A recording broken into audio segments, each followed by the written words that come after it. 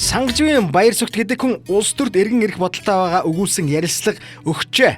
Ичиж айх болчирхаагүй энэ хүн 24 настайдаа төрж шургаж орсноос нь хойш түүний амьдрал огт муудаагүй. Ганц $1 сая бол түүнд хармааны мөнгө ултаа жижигэрсэн олигарх холтоо дээшилсэн хүн юм.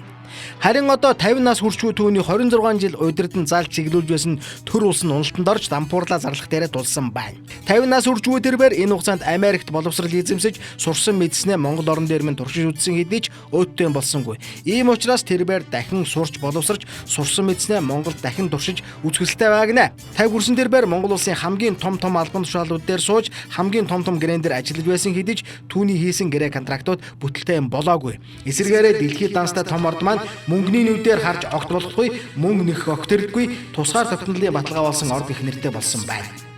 50 хүрсэн тэрээр 26 жил төрд биш, хэнд чим зүтгэж хийсэн бүтээсэн юм нь Монголд мөнгө биш, өр авчирхаар болсон үр дүнтэй байгаа тул үүнийгээ засахын тулд ахин сурч боловсроод боломж олдвол Монголын улс төр дахин эргэн орж өмнөхөөсөө илүү том туршилт хийхээр завдаж байгаа гэсэн байна. Цайжгсан лойрчин гэвэл энэ мон. Энэ удаа тэрээр орд газраар биш хүн дээр туршилт хийх санаатай гэдгийг энэ хугацаанд бид хүний огт хайрласангүй гэж ирээд хэлсэн байна. Улс армын тоглосон, орд газраар минь туршилт хийсэн. Одоо байжхад ард ирэг дээр минь тоглох санаа гаргаж явна. Энэ улсыг маань яаж тоглож болох гэж хараад юм байна л да энэ хүн. Эдийн засаг газар шороогоор мань тоглосон, одоо хүн амаар мань тоглох цаг нь болсон гэж бодож байна. Тэр баяр цогт.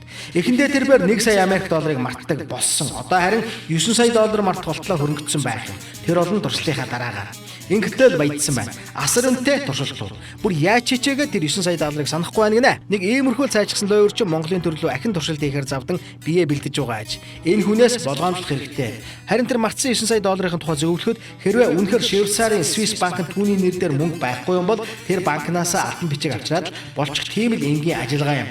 Даанч тэр чадахгүй.